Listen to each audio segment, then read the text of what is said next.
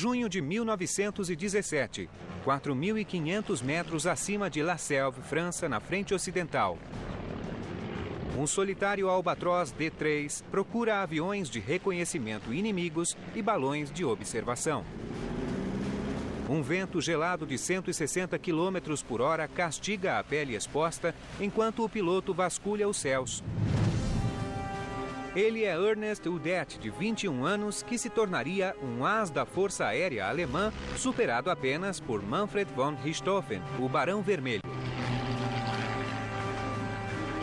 Ele era um homem que admitia não ter nenhum receio de iniciar o ataque ao inimigo para que ele recuasse primeiro. No início da missão, Udet avista algo. Um pequeno ponto desponta veloz no oeste.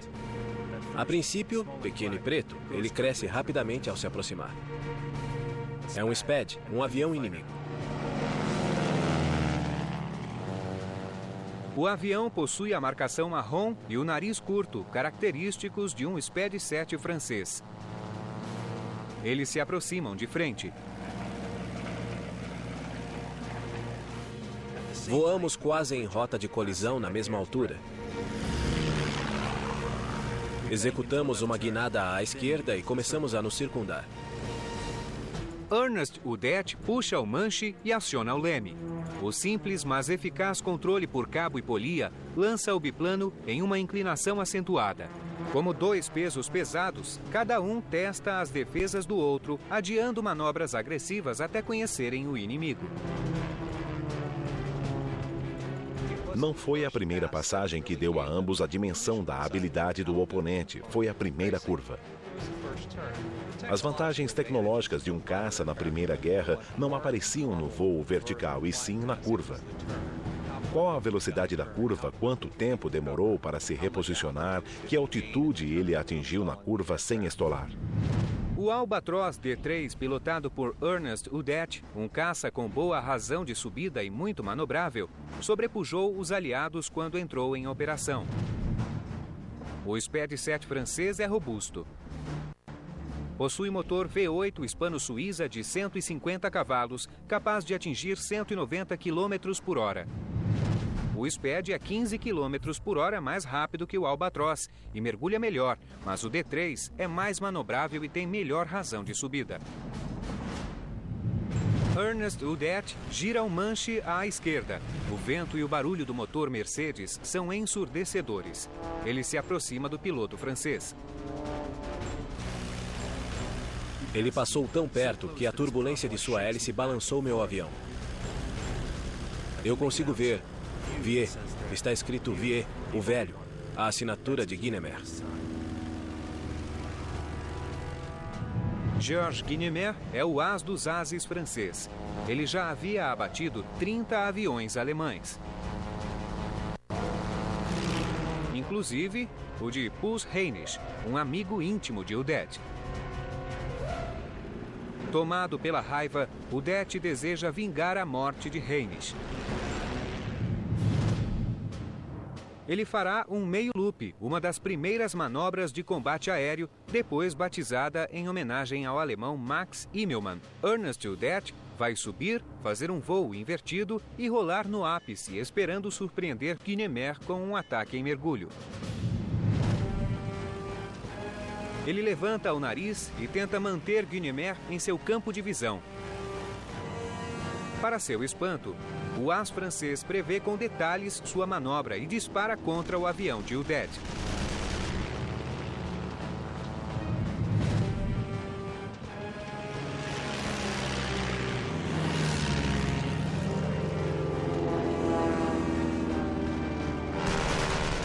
Projéteis metálicos atravessam a asa direita e fazem barulho ao bater contra as escoras.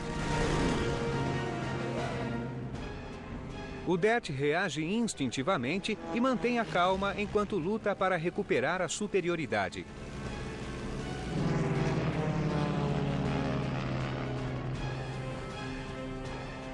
Dirija seu carro a 100 km por hora. Coloque a cabeça para fora.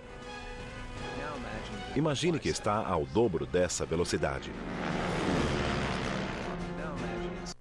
A temperatura é de 0 grau, é difícil respirar, está frio e o vento machuca. Some o fato de que está sentado sobre um tanque com 75 litros de combustível. Isso era a cabine de um caça da Primeira Guerra. O Det rola e fica invertido. O pequeno raio de curva do 3D joga a seu favor. Ele deixa Guynemer na sua frente durante um breve momento. Ele devia estar com as presas para fora, sangue na boca, pronto para matar. Eu aperto o botão no manche e a metralhadora permanece em silêncio, parada. Sua metralhadora dupla Spandau de 7,92 milímetros está emperrada. Era um problema comum nas primeiras batalhas aéreas. A arma emperrada é um grande problema. Não podem usar outra e viram um alvo fácil. O Det golpeia a arma freneticamente, tentando desemperrá-la, mas é inútil.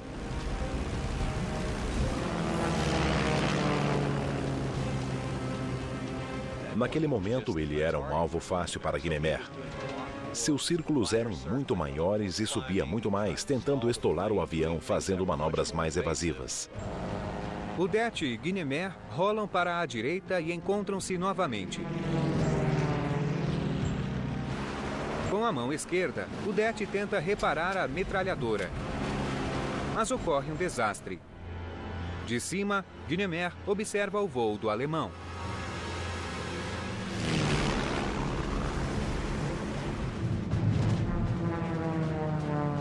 Agora ele sabe o que está acontecendo. Sabe que eu estou indefeso.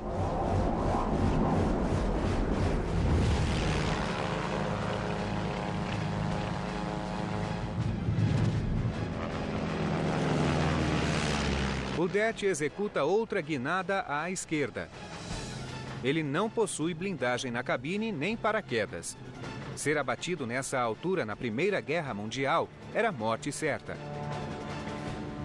Guynemer ruma para outra passagem em voo invertido. O Det sabe que o fim está próximo.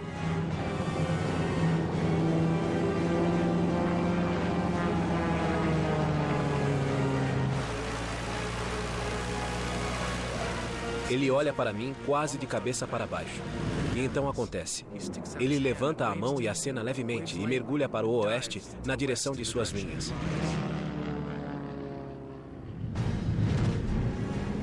Eu vou para casa, em estado de choque.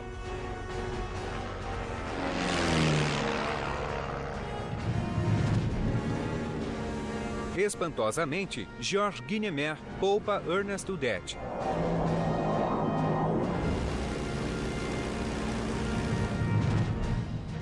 Alguns alegam que Guynemer também teve problemas. Outros dizem que ele temia que eu jogasse o avião em cima dele. Mas não acredito nisso. Acredito que ainda existe um pouco de cavalheirismo no passado.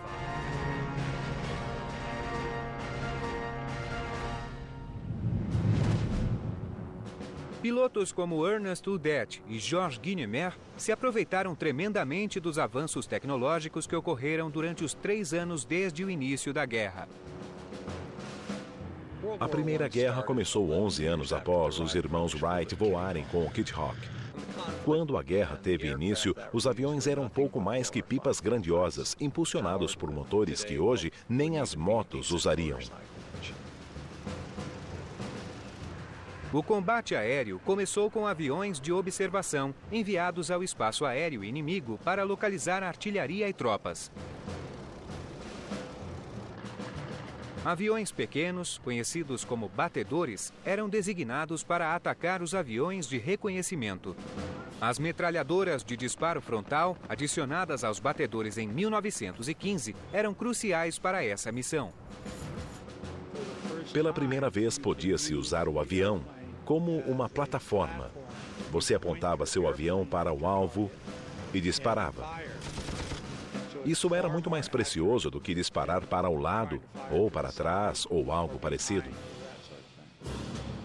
O inimigo começou a enviar os próprios batedores para proteger os aviões de reconhecimento.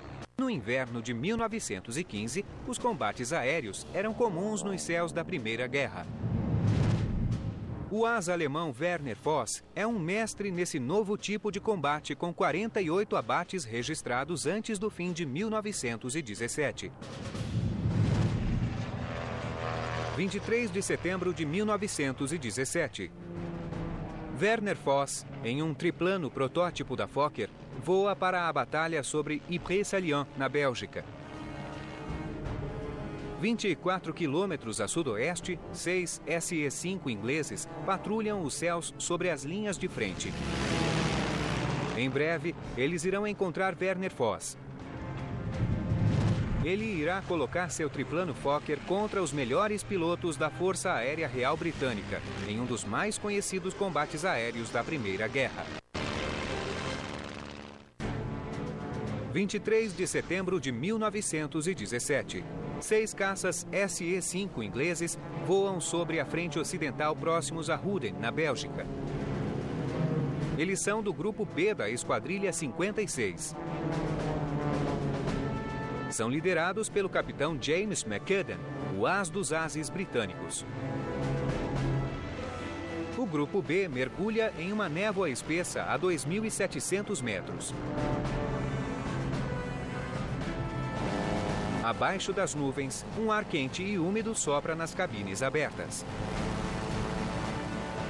Eles estavam procurando aviões de combate adversários ou aeronaves de observação que estivessem fotografando seu território. Fogo antiaéreo explode em volta do grupo. As primeiras artilharias antiaéreas eram apenas armas de combate adaptadas para disparar na vertical. McCudden avista um DFW alemão, um avião de reconhecimento de 2 lugares. A aeronave alemã está logo abaixo do grupo B. McCudden aciona o manche e mergulha para efetuar um rápido ataque. A 45 metros, ele dispara com sua metralhadora Lewis montada na asa superior.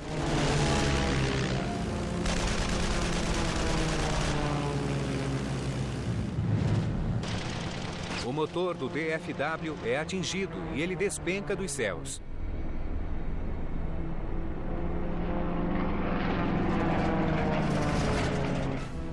Mas quando o grupo B sobe, McCudden avista algo ao longe. Nós vimos adiante, logo acima de Polcapel, um SE rodopiando, perseguido de perto por um triplano azul prateado alemão.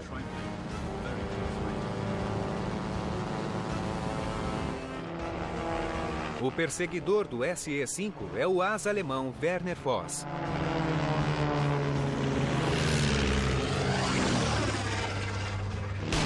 Ele dispara uma rajada contra o avião inglês.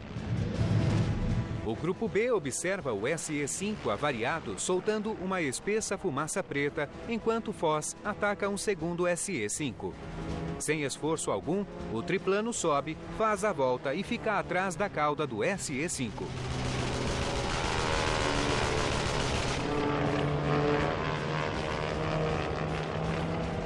Observado de cima pela Esquadrilha 56, o triplano abate rapidamente 2 SE-5.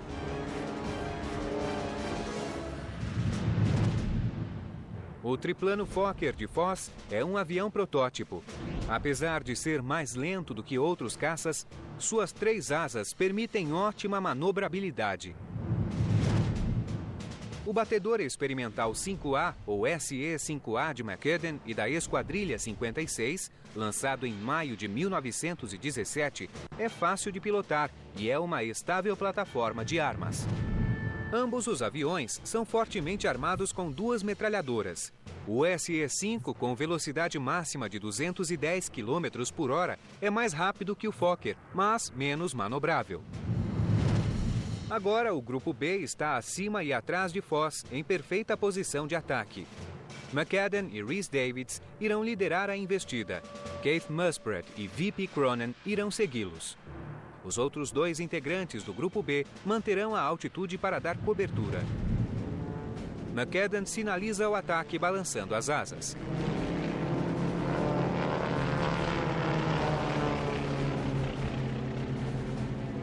Naquele ponto teve início um dos mais épicos combates da Primeira Guerra Mundial.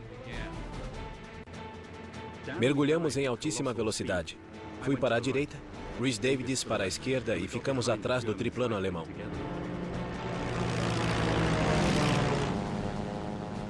Certos de um combate fácil, McCudden e Rhys Davids disparam. Mas Voss está longe de ser um alvo fácil. Ele aprendeu a executar a Dicta Boke, a primeira tática de combate aéreo codificada, criada em 1916 pelo asa alemão Oswald Boke. A regra 5 diz que você deve sempre engajar-se no ataque inimigo, colocando-se na defensiva. Voss irá acionar o leme para a direita e fazer um giro de 180 graus. Essa estranha manobra é favorecida pela enorme agilidade do triplano. O piloto alemão nos avistou e fez uma curva extremamente rápida, sem subir nem fazer uma curva Immelmann, mas um meio giro horizontal.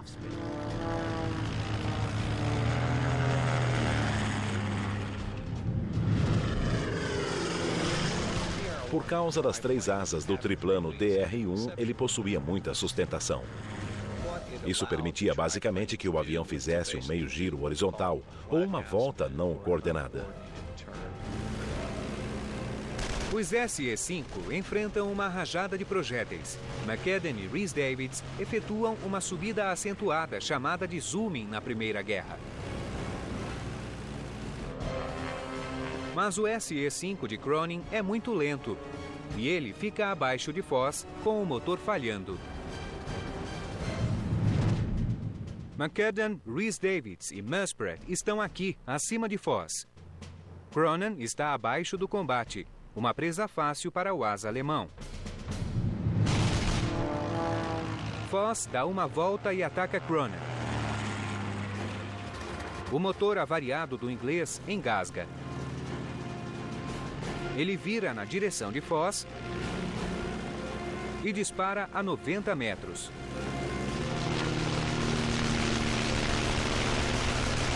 Voss interrompe o ataque, mas não vai fugir, mesmo lutando contra 4 aviões. Naquele momento da batalha, Cronin estava agindo como um toureiro. Ele decide permanecer no combate, ficando na frente de Voss, agindo como isca. Cronin é jogado de um lado a outro dentro da cabine.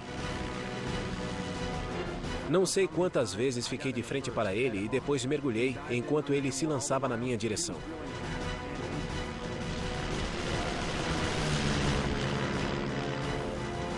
Por que os outros não o atacavam? Achavam que eu estava me exibindo? McCudden voa em círculos acima do combate, à espera de uma brecha. Ele torce para que Voss deixe sua cauda exposta, para depois mergulhar e atacar. Voss se posiciona atrás de Cronin.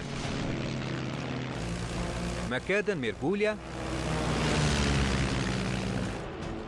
e dispara sua metralhadora Vickers.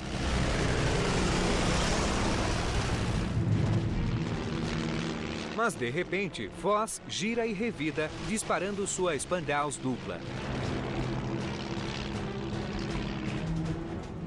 McCudden desvia e sobe rapidamente.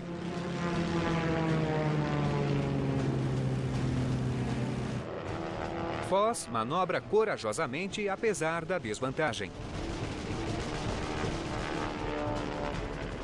Em um combate múltiplo de 1 contra 4, o melhor lugar para estar é no meio de todos, porque eles estão voando em círculos, mas precisam ter cuidado para não acertar os parceiros, nem colidir. Mas McCudden está decidido. Ele mergulha novamente.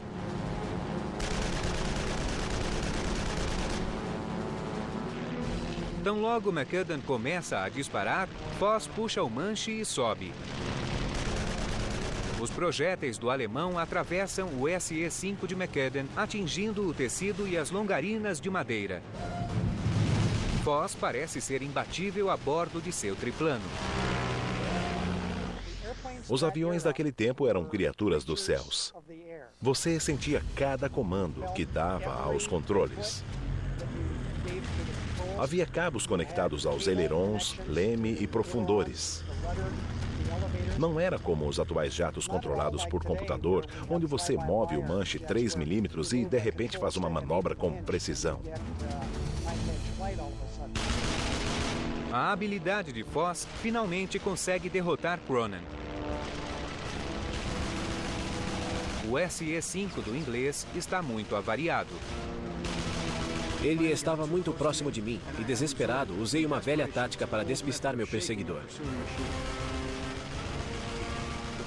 Ele fez o avião realizar um tipo de rodopio como se estivesse ferido ou o avião danificado. Após alguns giros, Werner Voss pareceu acreditar e o deixou em paz.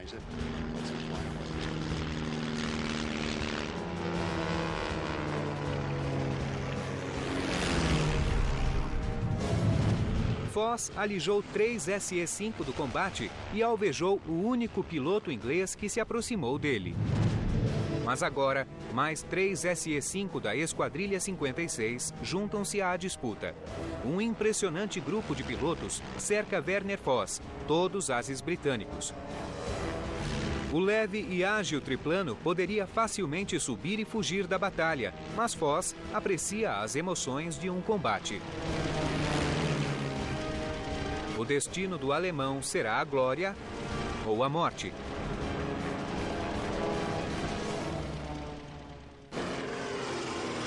23 de setembro de 1917. No centro de um furioso combate, o famoso asa alemão Werner Voss luta contra nada menos que 6 pilotos ingleses de elite. Voss aprecia o combate, mostrando de forma soberba a eficiência de seu protótipo triplano Fokker.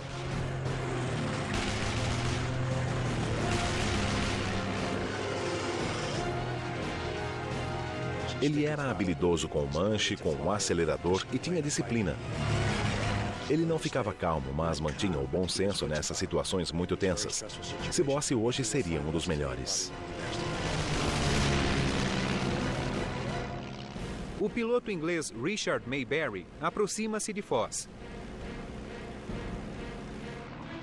Ele mergulha em direção à cauda. Voss gira à direita para despistá-lo, mas Mayberry não se abala. Naquele momento, tudo ficou complicado e muito confuso. Um albatroz juntou-se à batalha, o que ajudou Voss, pelo menos numericamente.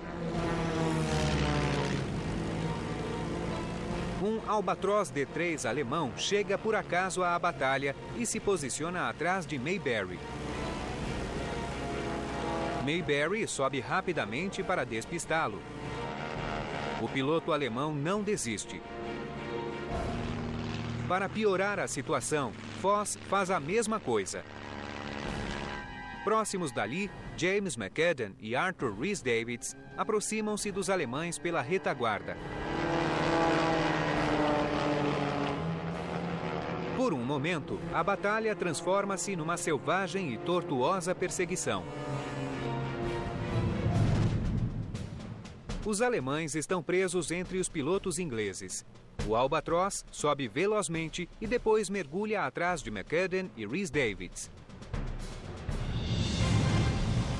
O alemão puxa o manche para trás, faz um loop e fica diretamente atrás dos ingleses. Infelizmente para Rhys-Davids, o Albatroz descarregou a arma sobre seu avião. Mas Rhys-Davids continua na batalha, ainda perseguido pelo Albatroz. Na frente da perseguição, Richard Mayberry irá subir e fazer um loop para se colocar atrás do Albatroz.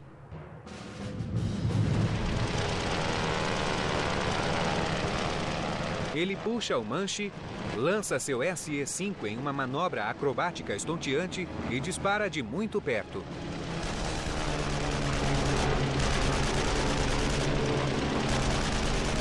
O Albatroz avariado despenca. Voss está sozinho novamente. Ele sobe distanciando-se dos SE-5 mais lentos na subida.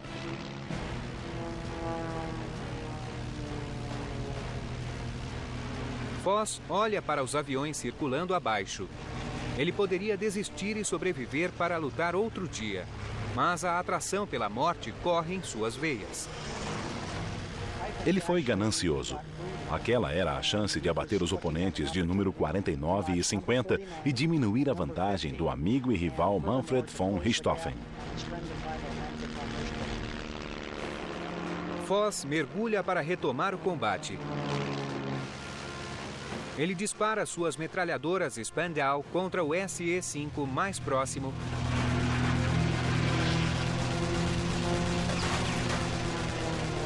e atinge o motor. O inglês está fora do combate. A batalha desenrola-se sobre a guerra no solo. Foss pilota seu triplano magistralmente, disparando rajadas contra os dois SE-5, mas isso não é suficiente. Para a infelicidade de Werner Foss, ele nunca conseguiu colocar fora de combate um número suficiente de aviões para conseguir alguma vantagem. Ele disparou tantos projéteis contra os oponentes e nunca feriu nenhum deles. Mas para os ingleses, Foss parece ser invulnerável. O triplano ainda estava fazendo voltas em meio aos 6 SE, que disparavam sempre que possível. Em dado momento, percebi que o triplano estava no ápice de um cone formado por 5 aviões disparando projéteis, cada um com 2 metralhadoras.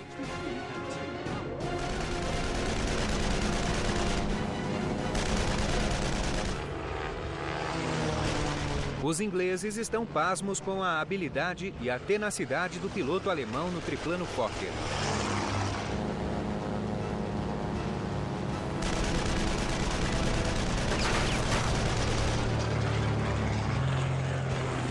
Mas a sorte de Werner Foss está prestes a acabar. Foss está aqui. O as britânico James McAdam está aqui. Eles irão se encontrar de frente, mas Foss não percebe outro SE-5 se aproximando pela lateral. O SE-5 na lateral observa o encontro e começa a disparar. Os projéteis atingem a cabine e a fuselagem do triplano. Foss permanece em voo, mas pela primeira vez no combate, ele não toma medidas evasivas. Então, Arthur Rhys-Davids mergulha atrás de Foss e dispara as metralhadoras Vickers contra o triplano.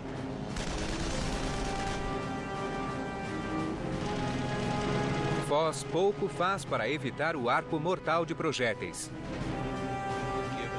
Como ele estava nivelado e a agressividade de suas manobras diminuiu, ele foi ferido. Provavelmente estava com dificuldade para manter a consciência.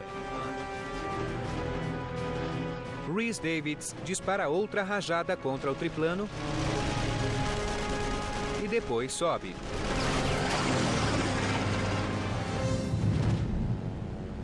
James McAdam é o único piloto a presenciar os momentos finais de Foss. Quando eu o vi, sua altitude era muito baixa. Eu o vi entrando em um mergulho pronunciado e continuei a observar. Então, o triplano atingiu o chão e partiu-se em milhares de pedaços. Ele literalmente transformou-se em pó. Depois de travar 10 minutos de um combate violento, Werner Foss morre aos 20 anos. O as alemão alvejou todos os aviões que o atacaram, mas surpreendentemente todos voltaram à base.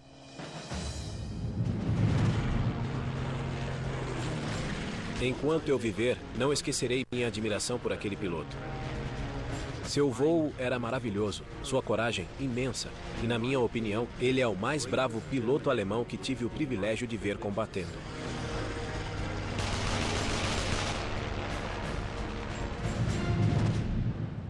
Pilotos e aviões alemães sempre estiveram na vanguarda tática e tecnológica.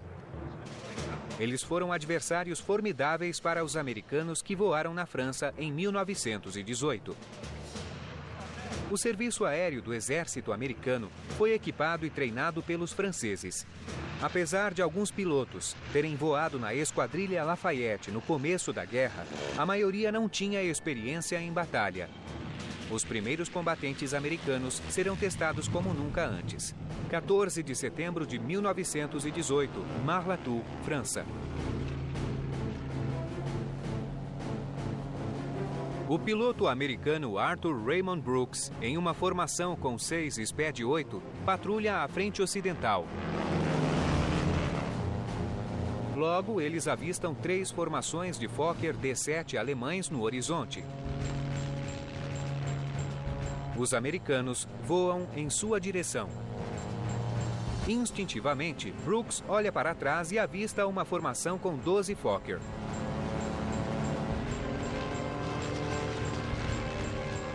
Eu vi quando se aproximavam, mas não havia tempo para avisar o líder da nossa formação. Eu mergulhei, ganhei velocidade, virei à direita e fui em direção aos Fokker.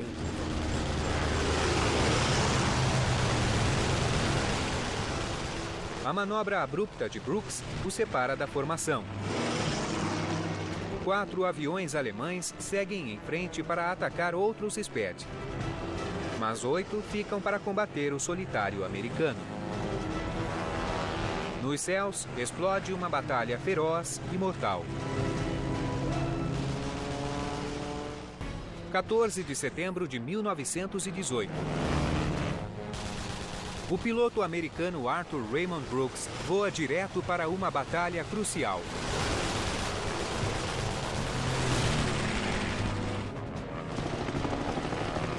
Ele está cercado por 8 Fokker D-7 alemães.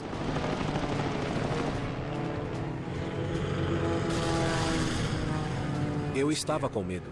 Apesar da tensão e dos gritos que eu dava, eu pensei, por causa do meu treinamento talvez, que eu abateria quantos Fokker pudesse antes do inevitável.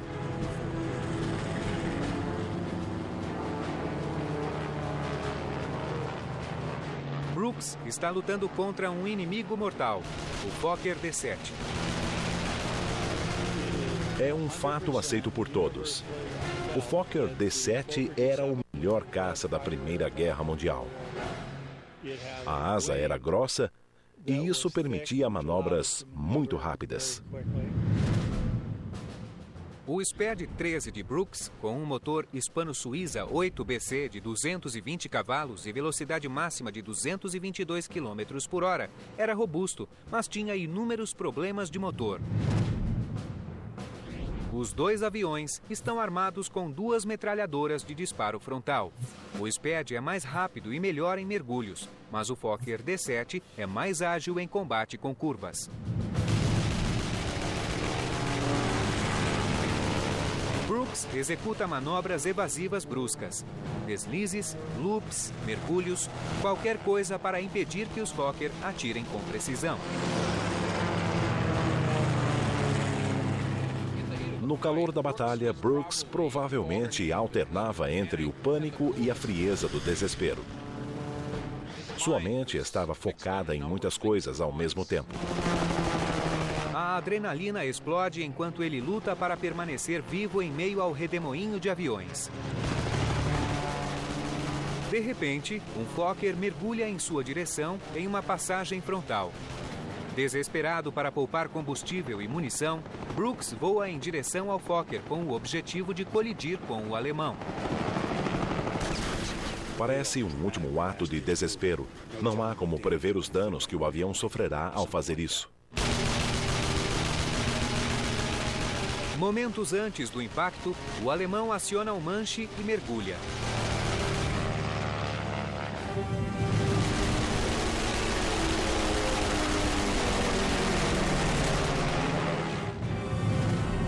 Brooks faz a volta. Para sobreviver, ele precisa se movimentar. Outro Fokker se aproxima de frente.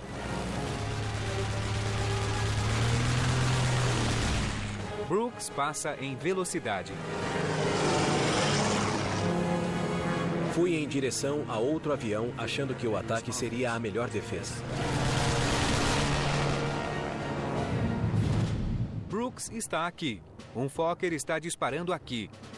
Nesse tipo de batalha, Brooks precisa disparar a qualquer oportunidade. Enquanto o alemão mergulha, Brooks irá desviar da rajada de projéteis.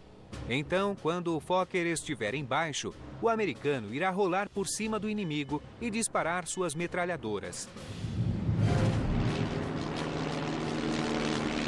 O alemão se aproxima. Brooks puxa o manche com força. O SPAD gira em direção aos céus. Foi o tempo de mergulhar e avistá-lo antes de disparar e incendiá-lo.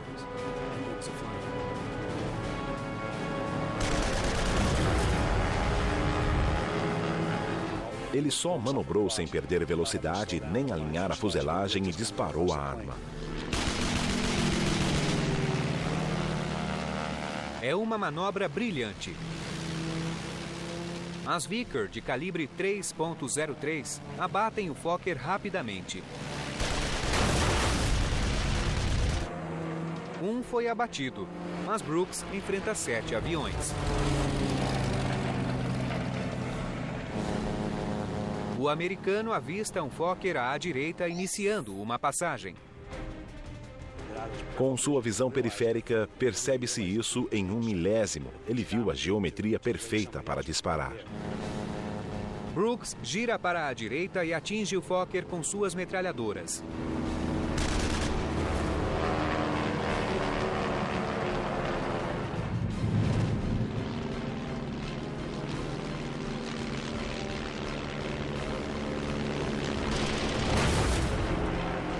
Dois abates.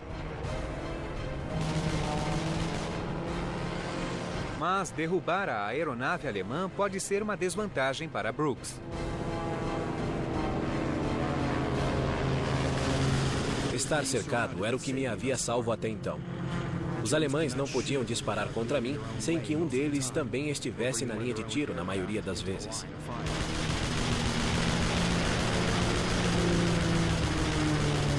Os alemães viram 2 colegas abatidos.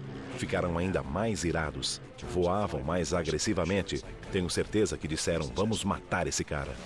Os outros 6 Fokker voavam como vespas enfurecidas, decididos a retirar aquele SPAD dos céus. 14 de setembro de 1918. O piloto americano Arthur Raymond Brooks abate 2 Fokker D-7 alemães.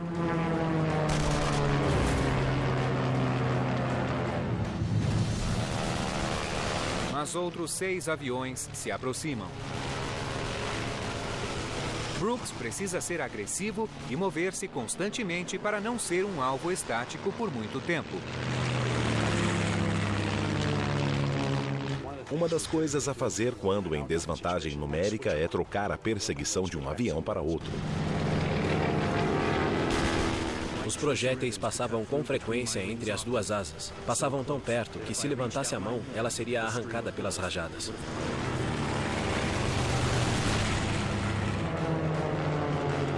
Brooks ergue o nariz para evitar outro ataque, mas quando sobe, o motor falha. A hélice gira vagarosamente. Acaba o combustível do tanque principal. Ele aciona os tanques auxiliares localizados no centro da asa superior.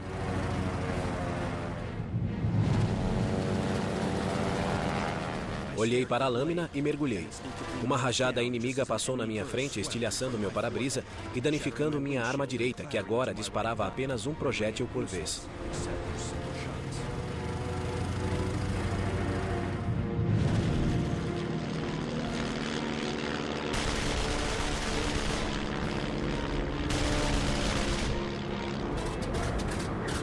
Ele estava no auge da tensão, ansiedade e medo. Nessa situação não há tempo para pensar. Há muita coisa acontecendo e você só reage. Quando isso acontece, você faz exatamente o que aprendeu no treinamento. Brooks consegue religar o motor. Ele mergulha, adquire velocidade e consegue uma chance. 2 aviões Bosch em trabalho tático ficaram na minha linha de tiro, agora com apenas uma arma. Brooks dispara. Projéteis incendiários, um novo tipo de munição projetado para pôr os aviões em chamas, atravessam os Fokker.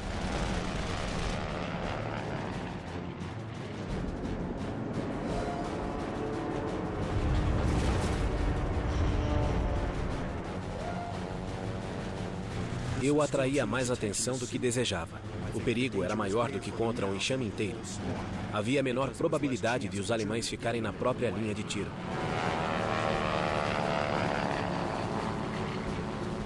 Brooks decide explorar a única vantagem que seu SPAD 13 possuía frente ao Fokker D7, a velocidade de mergulho. O SPAD de 220 cavalos poderia mergulhar e deixar os Fokker D7 para trás.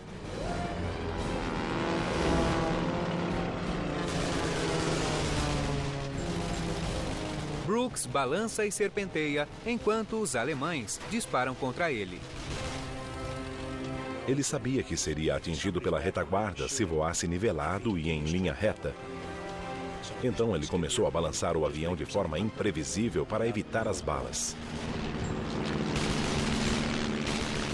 Finalmente, os alemães se afastam.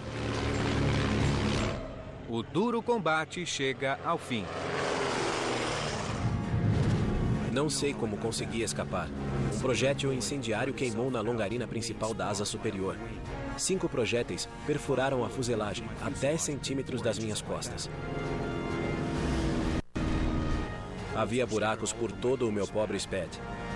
O avião teve de ser reformado. Durante a incrível e intensa batalha, Brooks lutou contra 8 Fokker D7, o caça mais avançado da guerra, e abateu 4 aviões.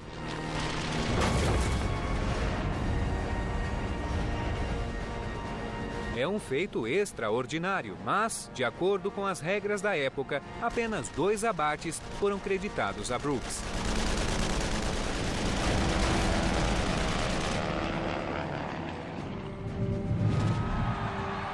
A Primeira Guerra Mundial terminou menos de um mês após a épica Batalha de Brooks.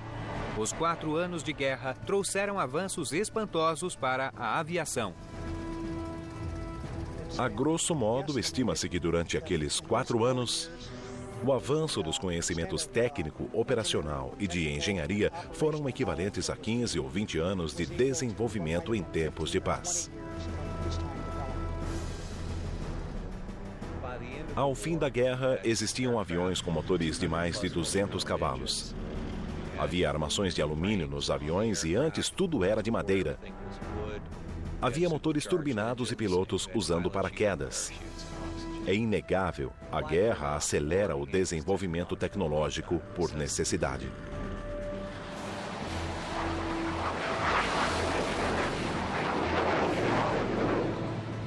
Os pilotos de caças atuais vão para as batalhas cercados de eletrônicos e carregam armas incríveis capazes de atingir além do horizonte. Mas esses guerreiros modernos devem gratidão aos homens que voaram em cabines abertas e lutaram contra o inimigo cara a cara, dando origem aos combates aéreos.